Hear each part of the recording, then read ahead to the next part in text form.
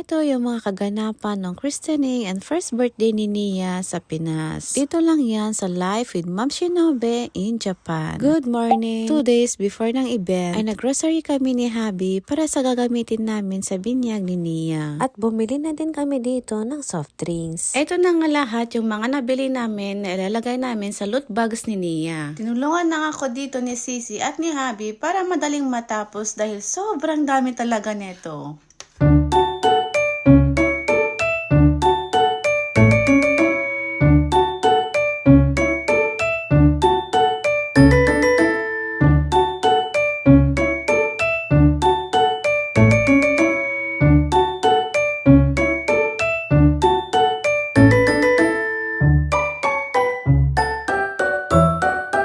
Namin mag-pack ay pinamerienda ko muna si Nia Chan ng prutas. Ang cute lang ng reaksyon ni baby dito.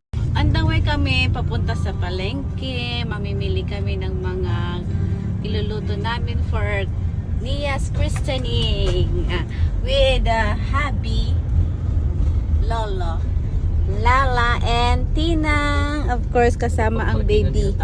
Wala di pinaglupa.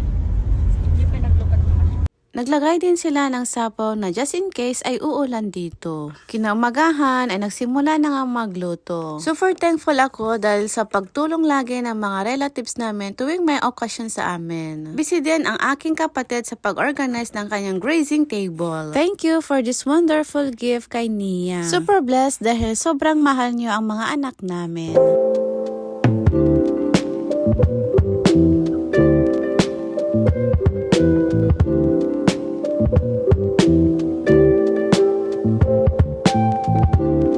Thank you, J. Kella Event Planning and Decors for this wonderful decoration. And also for the sweet treats, clowns, and magicians. Thank you, Camps Catering. I'm grateful for this delicious meal you serve. Christopher Ken Nobelin, nga da kayo ti umuna apakakitaan ni Nia, iti na Christian one nga panagbiag, babaen iti nadalus nga panagsao, nga awan ti ulbod na, ken ti panagaramid nga nalintag, nga awan ti anyaman nga basol, nga mailaok ken kuana, iti daytoy nga aldaw, ken kadagiti sumarunong nga aldaw ti panagbiag yu.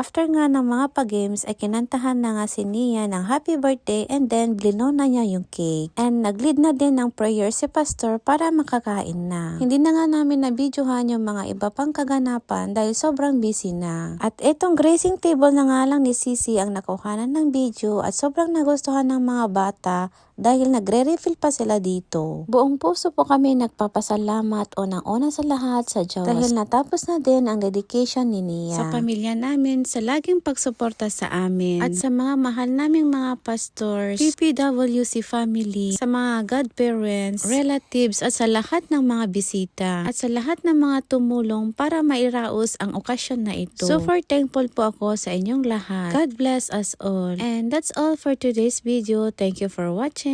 Bye!